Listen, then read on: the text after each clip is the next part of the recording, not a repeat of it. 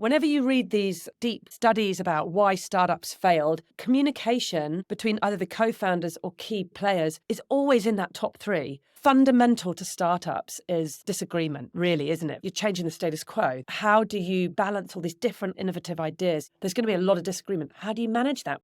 When I started at Google in 2006, it felt like jumping 10 years into the future, which is why the Startup Podcast is delighted to be partnered with Google Cloud. Your startup can live in the future too with Google's clean, AI-forward cloud platform. Their startup programs are the best in the business. Get up to $200,000 worth of credits, alongside support and training from startup experts. Go to Google/TSP, that's GOO.GLE/TSP for the Startup Podcast to learn more and access all the best offers.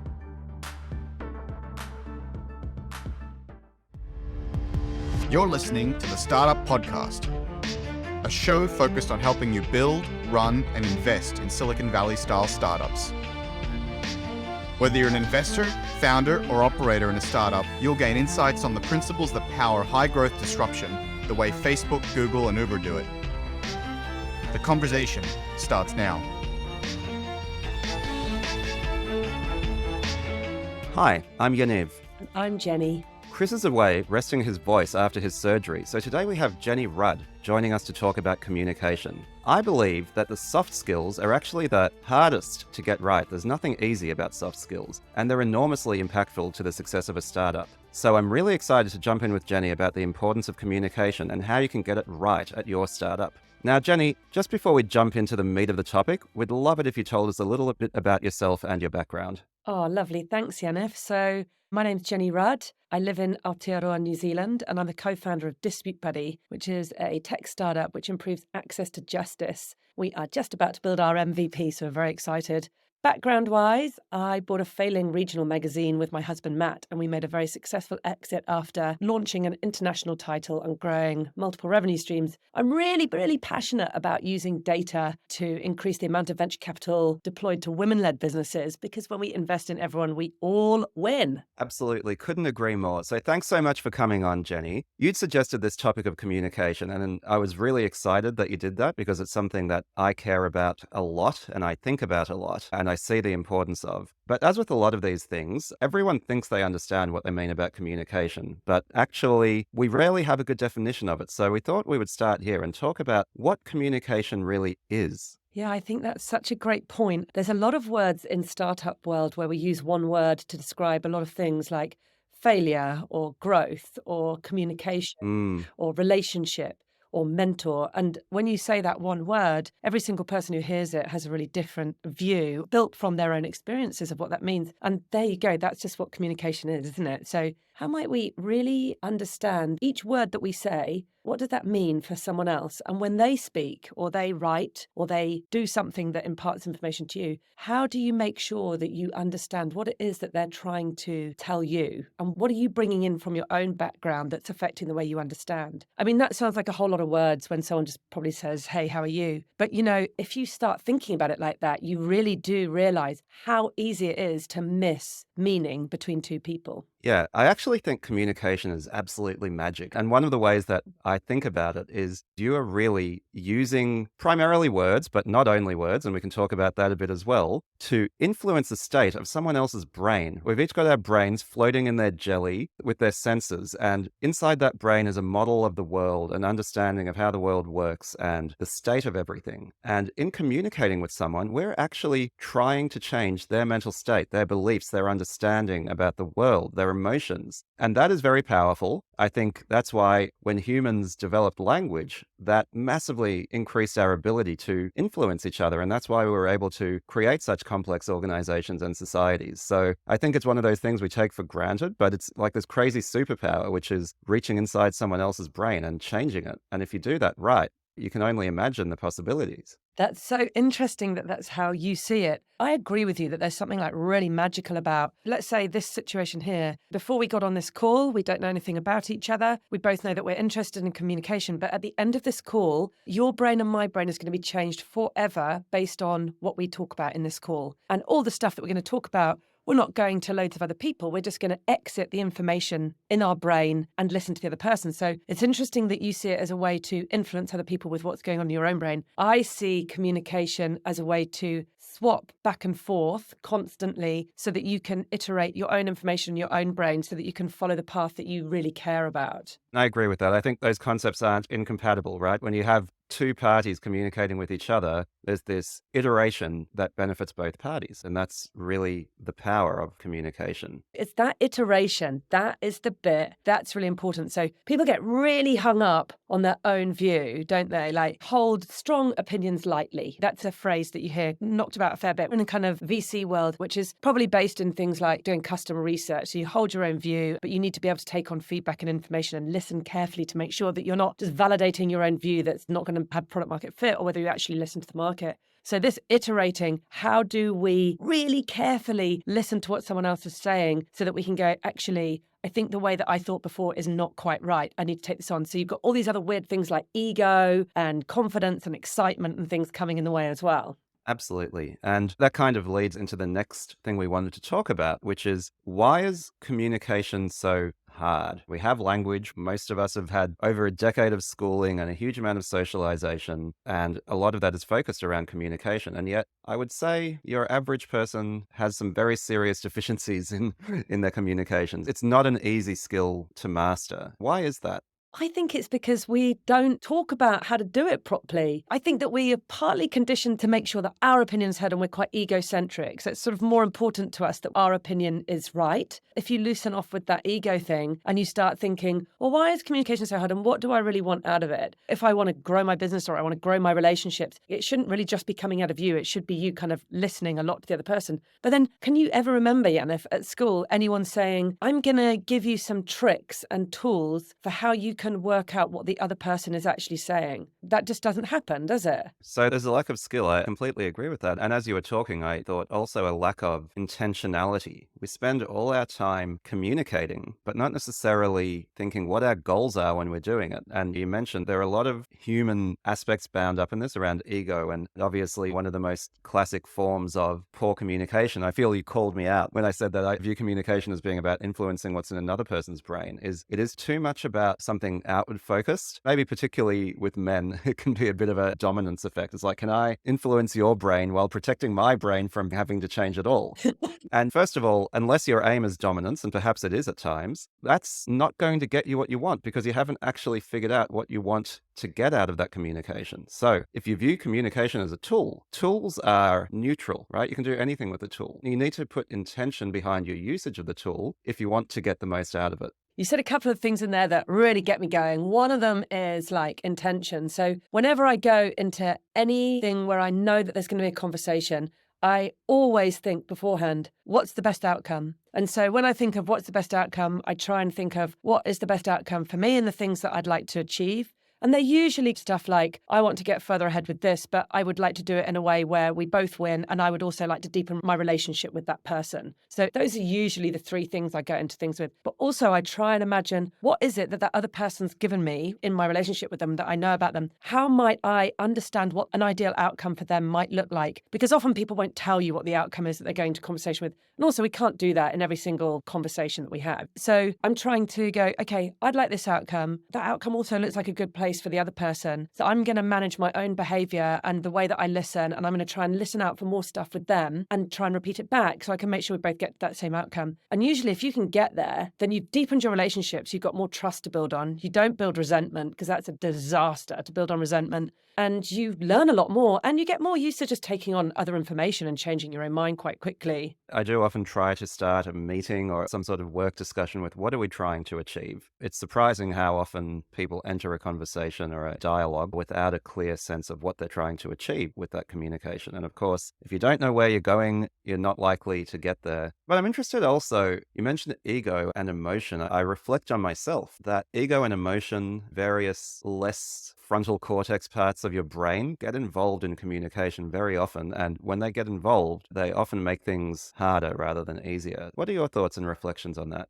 Yeah, that is really true. So one of the things that I think about a lot, or I try and practice a lot, is neutrality. So if I'm going into a situation, like when you got a startup, you're in masses of conversations where there's There's all sorts of elements at play, different motivations for different people that you're unaware of. You might be under quite a lot of stress. You're moving at speed. The other person's doing the same thing. And in a startup, often there's not many other people ahead of you, maybe in your particular industry or field. So when you're running into a green field and you don't know what's going on, you go, how do I stay really neutral so that I can take on as much information from everybody else and my own without letting my emotions get the best of me? So usually the best way to do that, I find, is, this sounds a little bit woo fuckery, but bear with me. So if you Best sort of fuckery.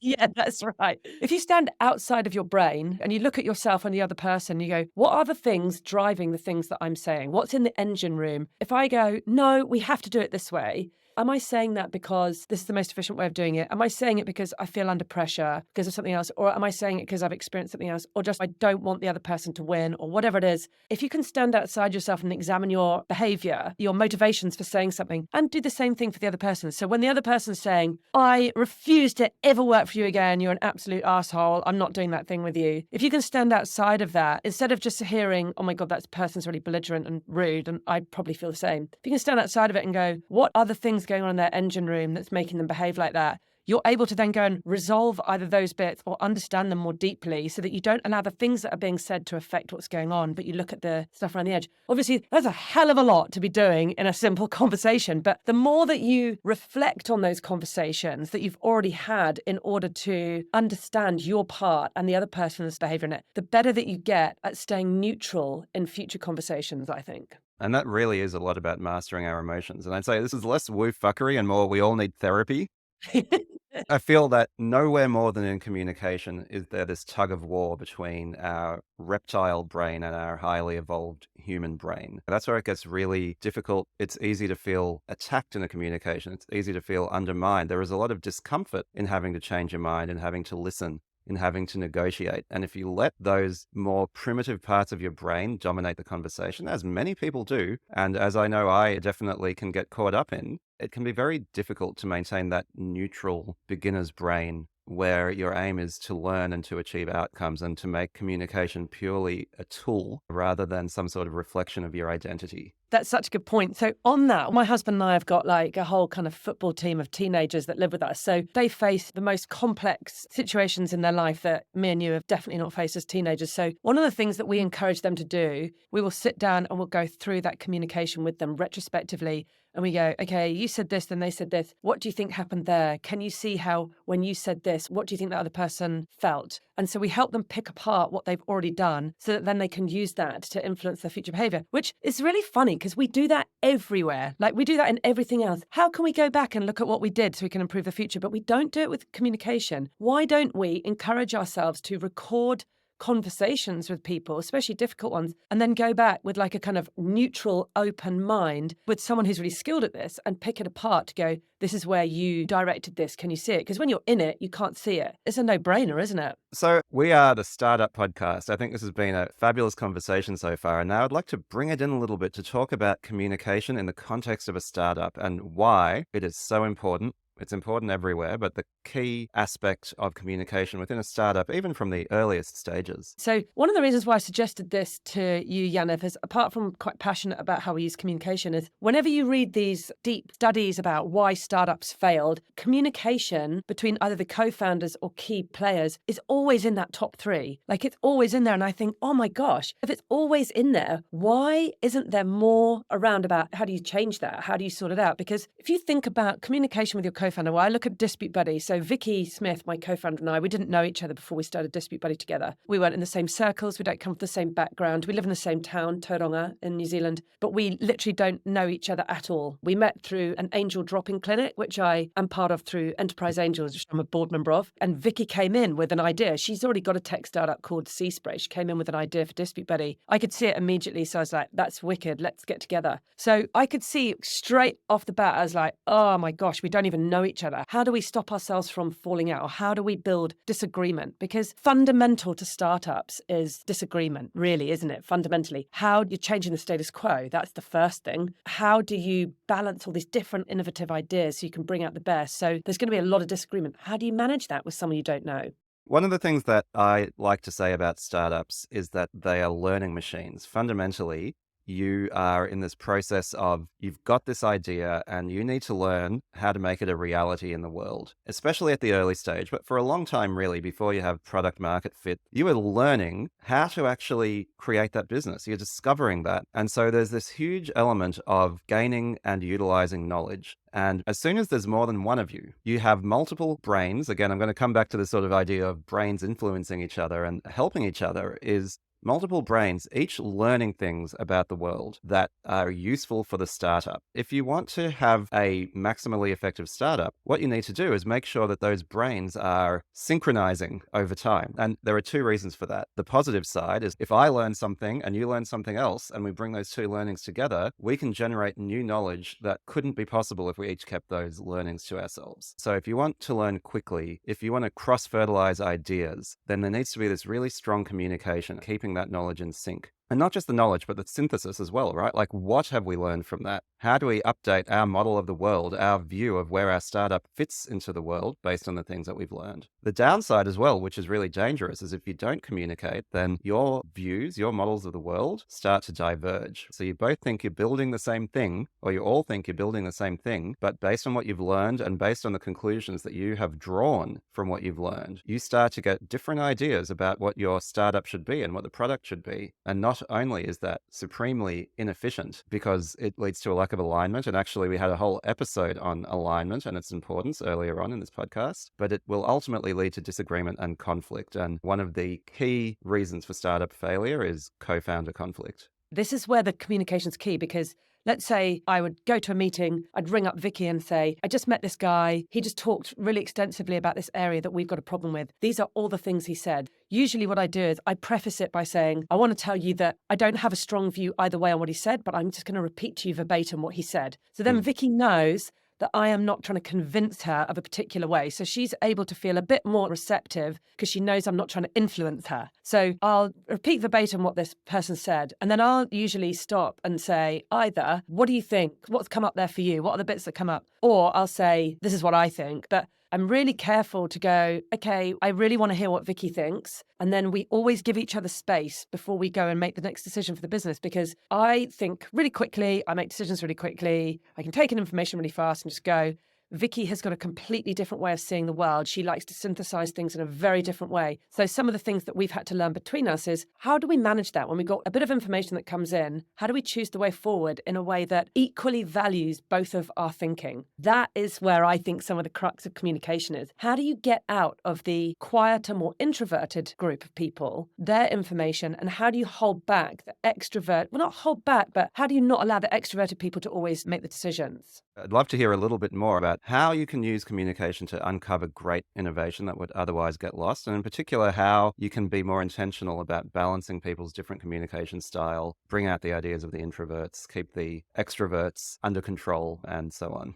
So I'm going to tell you about a little tool that I use in a group. I belong to a group called, it was a terrible name, it's called Bella Mafia. We're not really mafia, but we are very Bella. Anyway, it's 5 women, and we got together about 3 or 4 years ago to champion each other's businesses and share success and really encourage each other on our way. So we meet up about 3 or 4 times a year, and we run retreats and workshops together, and we problem solve in each other's business. So we came up with this structure called the BM board, the Bella Mafia board. We've nicked bits of it from all over the place, and we've made it our own. So we recognized this straight away, that there's people in our group who are really demonstrative, and there's people who are a bit quieter. So what we do is the person who owns the problem owner, they speak for 5 minutes and they get to talk for 5 minutes. We time it. So we stop the timer after 5 minutes. And then the next 10 minutes is we go around the table one by one in order. You cannot go out of order, and you only get to ask one question. So as you go around the table, each person asks one question, and they have to be qualifying questions. They're not suggestions of how to improve the problem. You do that for 10 minutes, the timer goes off. And then for the next 10 minutes, the question owner does not speak at all. And then we do the same. We go round the table, and each person takes it in turn to make one short suggestion to solve that problem. And they also write it on a Post-it and give it to the question owner, because the question owner is going to get a lot of suggestions. You go around the table, and all of the loud people like me are all like itching to get up and say their bit. Yeah. And the people who either speak slower or a bit quieter are afforded the time and the space to say their deeply important things.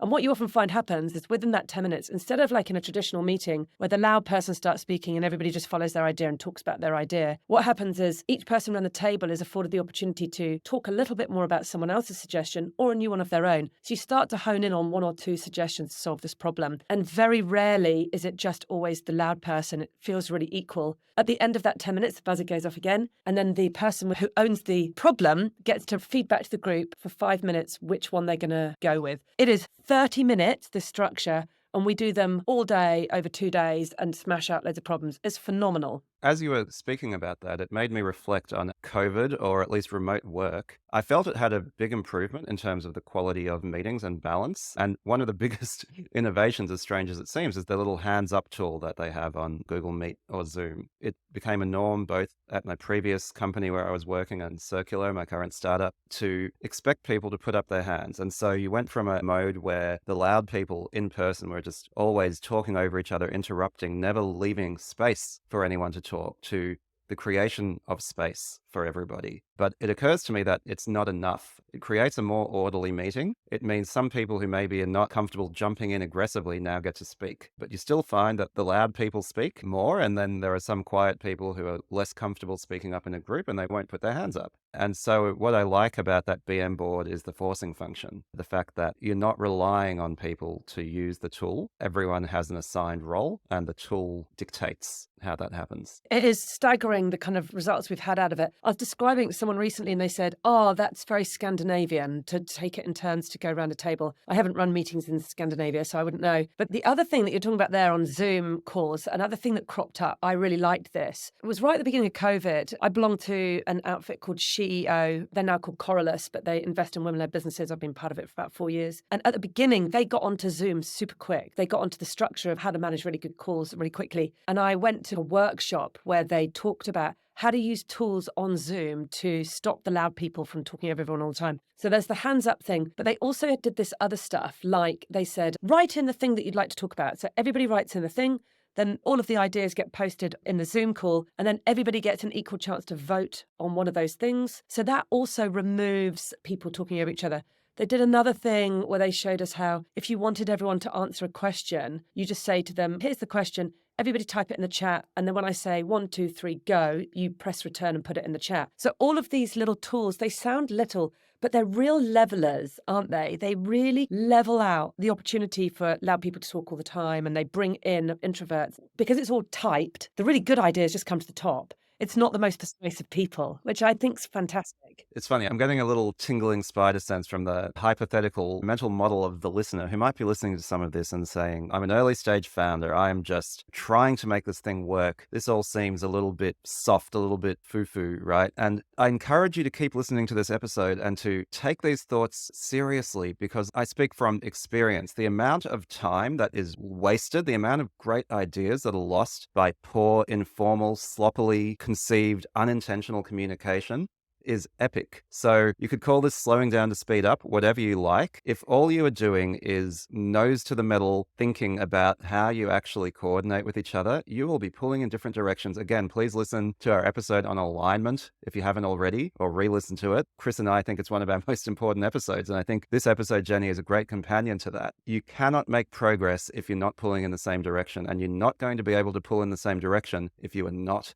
communicating effectively. So these tools are very much worth your time investment, and perhaps the slight awkwardness that initially comes from being a bit more structured in your communications. Putting structure in communication is really important because you get real gold out. And interesting that you say people listening might be like, oh, look, I just really want to find out great tools to grow really quickly, or I really want to find out how to build revenue, or I want all the things that are traditionally labeled as startup growth tools. But this is so fundamental. You won't believe how quickly you can grow if you've got really good communication. Because the other thing is you will be able to attract the best fucking talent out there, because all talented people, they want to come into a group where they know who they are, they talk to each other kindly, they listen to each other carefully. It is the most attractive environment to come into if you are talent, isn't it? So it is fundamental to building a great company that looks attractive. The other reason why I know it's so important and have had to work really hard at it is my first business I built with my husband. That's the most important relationship in my life. We bought a failing magazine, and then we realized really quickly we need to make sure that we communicate with each other really clearly at work and at home, obviously, but mainly in work so we can get further ahead. And so I bought quite a lot of those tools with me into DisputeBuddy.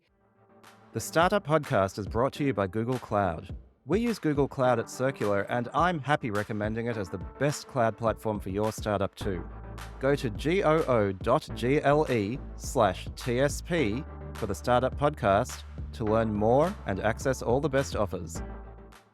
So one of the things that me and Vic did straight off the bat, and everybody should do this, is if you Google 50 questions to ask your co-founder, there's that fantastic resource. It's a PDF. I think you can find it on First Round Ventures, the seed capital specialist. It's like a PDF with a green banner at the top. And it was built over time by a group of VCs, I think. But me and Vic did this straight off the bat as well. We gave it to each other and said, okay, let's answer them. It's pretty hairy writing down your answers to things like, how do you deal with conflict? Tell me about a time when you didn't do this very well. Tell me, what does success look like? At what level would you exit the company? And lots and lots and lots of questions. You fill those out and you can work out super fast how aligned you are. I can remember Vicky sent me her one and we had only met like twice. And I dropped off a friend at the airport. I was sitting outside Todong Airport and I opened the email and she'd sent hers to me. And as I read it, I could feel my spine tingling because it was exactly how I feel. So I knew that we were going to be walking the same direction. So then all we did is we took our joint answers and we're like, okay, that's what we're aiming for, so that we both stay aligned, we both stay really clear.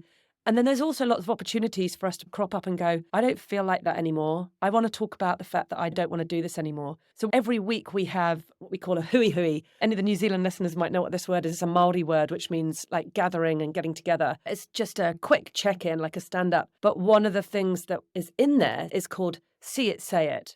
So this is a structured opportunity for each of us to bring up something that's either rankled about each other or about anything outside, or something that we saw that didn't work very well. It's really difficult to bring these things up in real life. You know, like I couldn't just randomly ring Vic and go, oh, I'm a bit pissed off that you did this, because she's going to be on the defensive. She's not going to feel great about it. I'm not going to get a good outcome. But if I know that every week there's an opportunity to sit down and that one of us can say to the other, hey, listen, I heard you on a phone call to a client the other day and it didn't sound great. Tell me what went on there.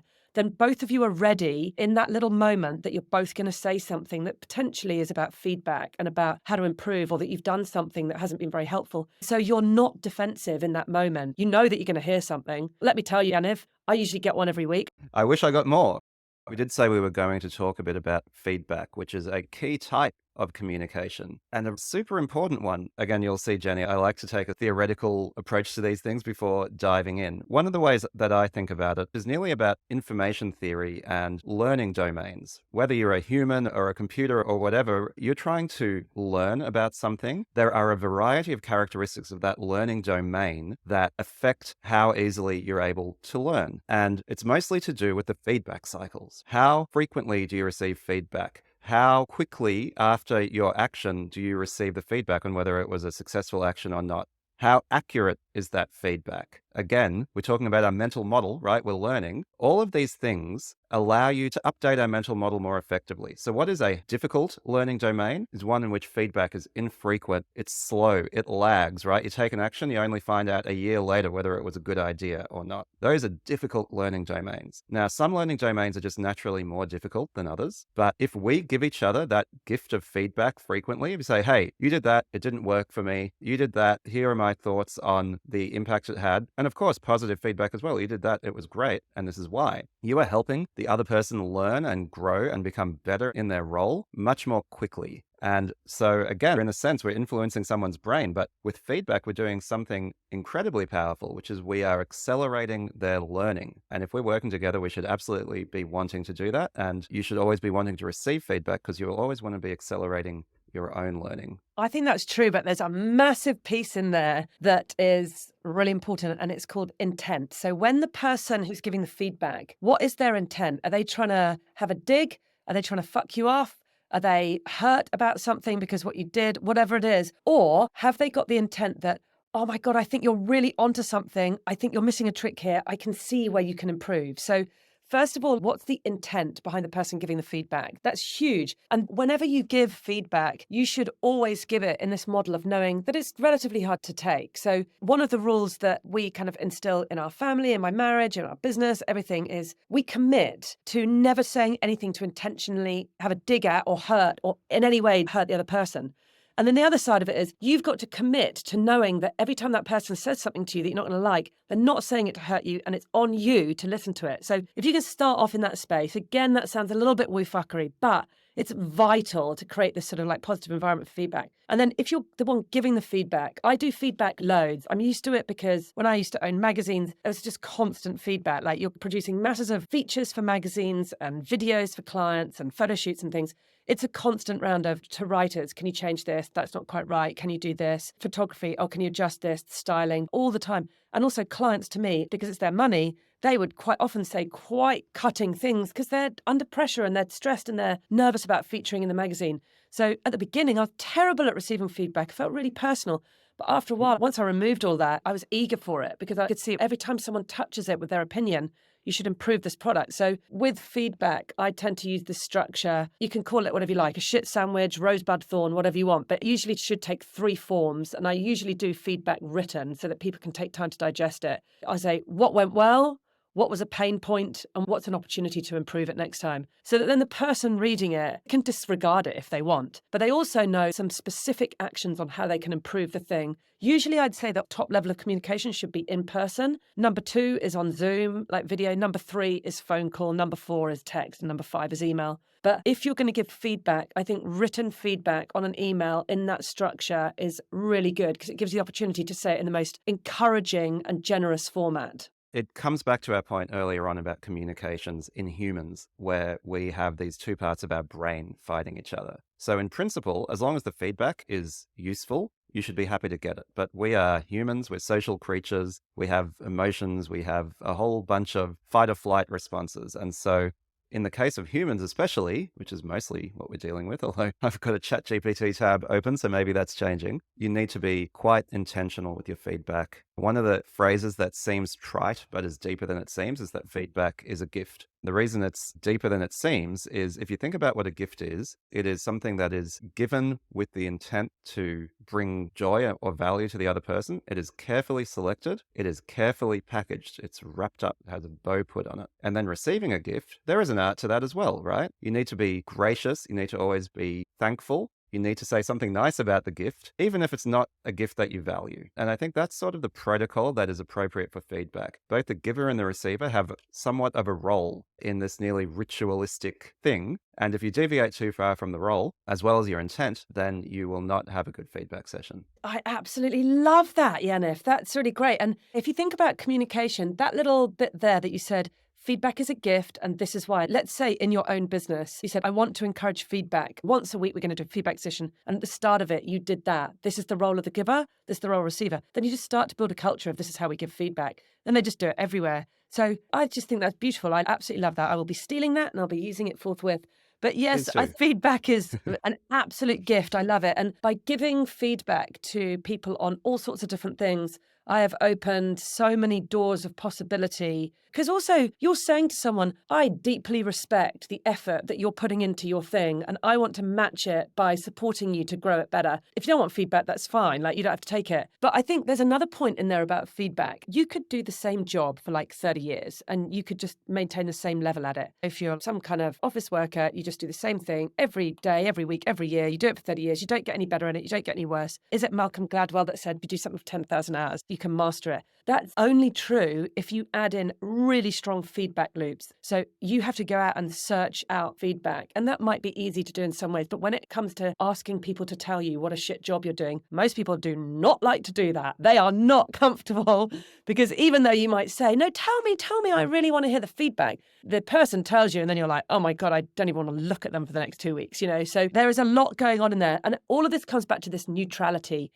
It's difficult to be neutral. You have to be a little bit crazy to be a founder. It's not the most rational choice. I don't know if that's true, Yaniv. I think that to be a really good founder, you have to be deeply analytical, very neutral, not obsessive. This whole kind of picture of founders being a bit out there, I don't know. I don't work like ridiculous hours. Neither do I. Yeah. And it sometimes gives me some imposter syndrome, but there is this element of obsession, of needing to prove something in the world, which is quite interesting. So not obsessive about the thing, but maybe I want to prove something in the world. Exactly. Wanting to prove something in the world is a deep driver to make you keep doing something, isn't it? Yeah. Because other motivations can slip off. Like if you just want to solve this one thing, once you've solved it, it's gone. You've got to have a deeper purpose to be able to do things. And if you look at this from an investor perspective, Founders who can communicate really clearly are more likely to be invested in because it makes sense. However, underneath that excellent communication could be that the founder is able to communicate really clearly what they're doing, or that the founder has got a gift of using communication to cover up the fact that there's a load of rubbish underneath it. And I don't know if the second kind of founder is even aware of what they're doing. They're just carried away. They just recognize they've got this great skill of communication. If you have the neutrality underneath it, if you can get yourself in a deeply neutral space so that you don't hold on too hard on what you're doing, but you also don't hold on too hard to feedback, you can sift through and use your analytical skills to make sure that whatever you're choosing does take you the right way forward. So if we think about how do we communicate our values and purpose to the world, and what are they? Like at the beginning of your business, what is the purpose of my startup? What is the actual thing I'm trying to achieve? I think I've mentioned this in previous episodes. At Circular, we actually have values and virtues. And this is an idea I got from the book, What You Do Is Who You Are by Ben Horowitz. You have your values, which is what is important to you, but your virtues are behaviors. They're actions that speak to those values. And so that's much more concrete. It allows you to use them every day. It allows you to give each other feedback and communicate about them in action. So they work together really nicely. So tell us one of your values and then the virtues that come off that. So one of our values is waste less. We're a circular economy company, so we feel it speaks to our mission, but also internally, we want to waste less time. We want to waste less money. And so one of our virtues is only work on important things. And in our communications around that, we say, if you're in a meeting and it's not important, you shouldn't be there. If you're working on something and you don't understand why it's valuable to the business, you should ask. And if you're not convinced, you should escalate that. So in other words, it's saying this is the type of behavior that we expect when you're living the value of waste less. Oh, I really like that. So that is a fantastic structure as well. I like that you go as granular as saying, if you are in a meeting and you don't understand what's going on and you don't think it's aligned to the company, put your hand up and say, I don't think it is. Ask the questions, if it's not, escalate it. So that level of communication is fantastic. I really like that. And I think it just gives everyone permission to talk constantly and to ask all the time, because wasting less does involve you having to question things all the time, because to waste less, you have to usually stop doing things that you usually do as habit, don't you? Well, we actually have another virtue, which is ask why a lot. So again, very specific. It's like, we want you to question things, right? And we thought we might say question everything, but we're like, no, ask why a lot. We want to be quite prescriptive in what good looks like here. And then another thing that you can do to really embed that, Yaniv, is so we got our structure of our weekly hui from a lady called Katie Noble, who runs a business called upward.nz. And she develops all of these communication tools to help businesses. So we've got like a selection of things where you go, how did you sleep last night? Or tell us 2 words of how you felt, just to kind of warm you up. And it's like, what are your goals for the week? One of them, say it, see it. And the other one is, say an example of where you've seen someone live our values. So it gives everybody the opportunity. Someone will go, I saw Yaniv put his hand up and ask how something worked. And I was so glad he did, because I was so embarrassed. I didn't have a clue what was going on. And Yaniv asked, and I was really grateful he lived our values. So if you can constantly re-communicate ways that other people are living the values in the business, it gives everybody a bigger toolbox of the virtues, like behavior examples of how to use them. So our values are good for all, meaning like every decision we make has to be good for everybody. Simple, which is really close to your waste less. Simple for us is do things the most simple way. Don't be really ridiculously complicated. Make quick decisions. And our other one is mana enhancing, which is a Maori word. My co-founder, Vicky Smith's Maori. Mana enhancing is that mana is this deeply spiritual word about what's inside you, your spirit and your strength and the way that you are in the world. And you can do things to enhance that mana and put things in it. So we decided, for instance, at the beginning of DisputeBuddy, we talked about lots of VCs asked us, what are you going to do with all the data that you store? Because we gathered together communications from multiple parties on digital platforms. They were like, that's your big money. That's where you're going to make all the money, is by gathering the data and utilizing that. And we ummed and ahed for about it. And then we went, you know what?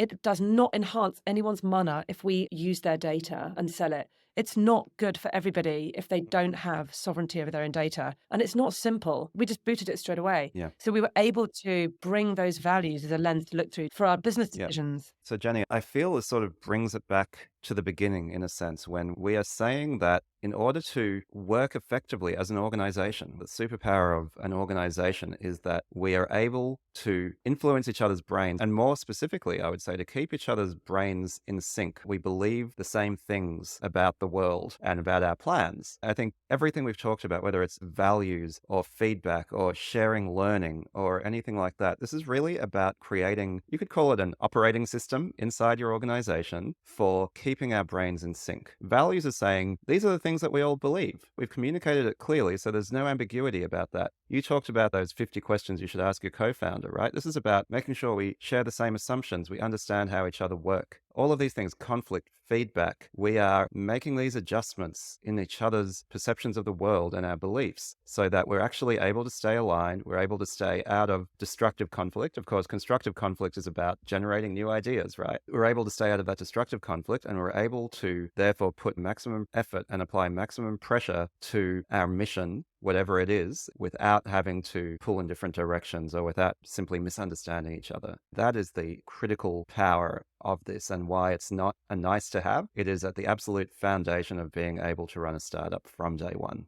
I thoroughly agree. Vicky and I said right at the beginning, we refuse to let our brilliant startup fail because we can't communicate properly. That will not happen. So I think if you can get that quite clear in your head when you're talking about what is it that's really important, if you feel really zealous and you put all this effort into your business, don't let communication be the thing that makes it fall apart, because it's solvable. It can be easy to overlook the non-technical or the non-operational skills, to say, look, you know what, I've got a spreadsheet, I've got software, I've got ads, some insight into the market, and so I'm just going to go ahead and neglect all the things that allow you to create an effective, durable organization that isn't going to fall at the first hurdle when it meets a challenge. And it's such a waste. You know, you're talking about waste less in your business. You will waste your business if you can't communicate clearly. Okay, folks, I think that is a perfect soundbite to leave this show with. So just before we wrap up, Jenny, I'd love to give you the opportunity to tell us a little bit more, plug what you're working on, and anything else you'd like to share with the Startup Podcast audience.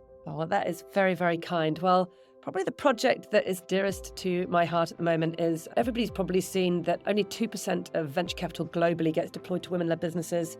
About 80% gets deployed to male-only led businesses, and about somewhere in the sort of teens or 20 gets to mixed gender businesses. We are missing a massive opportunity around the world to solve big problems by just not investing in an equal kind of investment picture between the genders. So that's something that I'm working on really hard in New Zealand with Teresa Gatting. We're running a project to straighten that out in New Zealand. DisputeBuddy is obviously my deep love. With Vicky Smith, we are increasing access to justice, because at the moment, if you've got more money and time and tech skills, then the rule of law is a little bit harder for you to exercise, and that really shouldn't be the case. The other things that I'd love to plug that I am deeply passionate about, much more Australia-based, is I love being a mentor on the Startup Accelerator, and I'm about to get involved with Kirsten Hunter, who's opened the new Techstars Sydney Accelerator, which is super exciting as well. And I really enjoy listening to your podcast, so thank you so much, Yaniv, for having me on. Thanks so much, Jenny. And is there anywhere people can find you online? Are you active on LinkedIn, Twitter? Yeah, I'm active on LinkedIn under Jenny Rudd, and you can email me, jenny@disputebuddy.co. Thanks so much again for coming on, Jenny. That was a really fantastic chat. We appreciate you coming on as a co-host. My pleasure. I've really enjoyed it. The Startup Podcast is proud to be partnered with Google Cloud. These folks have really pulled out all the stops to help startups. Up to $200K in compute credit over 2 years, technical training, and business support provided by startup experts. We use Google Cloud at Circular, and it's a delight. I'm happy to recommend it to anybody building a startup. It fits with our values too. Google Cloud is 100% powered by renewable energy. Go to Google/TSP, that's GOO.GLE/TSP for the Startup Podcast to learn more and access all the best offers.